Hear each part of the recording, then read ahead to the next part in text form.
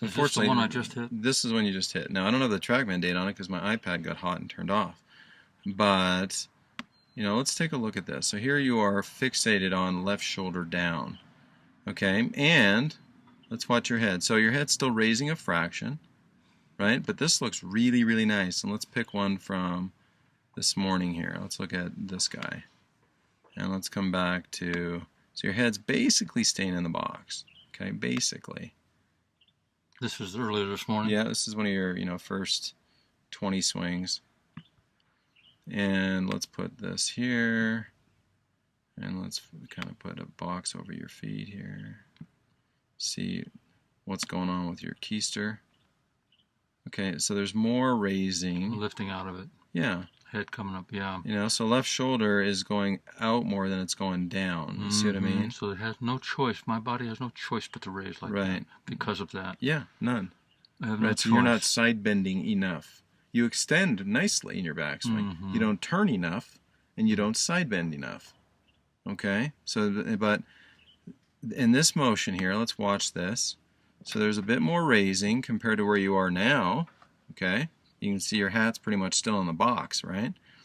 Now, I know you're not trying to hit a full shot, but man, oh man, does that look nice at the top where you are now compared to where you swing it to, okay? I don't need to take it to parallel. That's not laid off. It's not, and the club face is pretty square.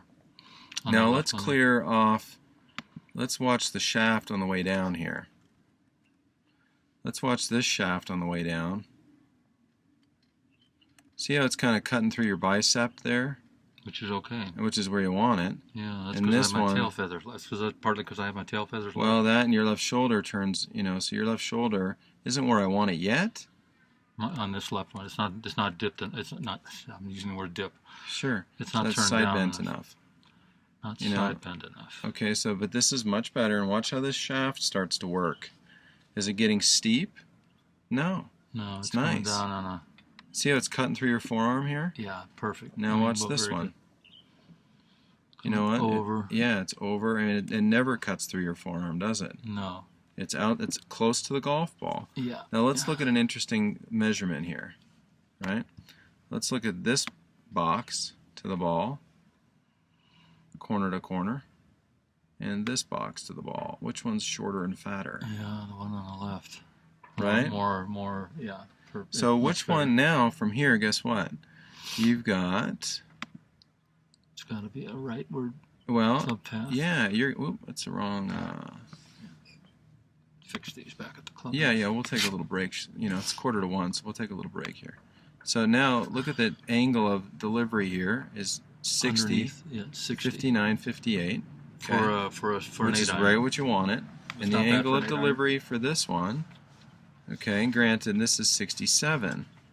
You got me? Yep. So this is critical stuff here. Absolutely. So the one on the left, this club's working, you know, into the golf ball from the inside. Yep. Right? Ball started to the right and drew. A little bit. Yeah. This one, the club's, you know, handles really high. And these are all fades. Okay? So really, really nice little morning of work thus far.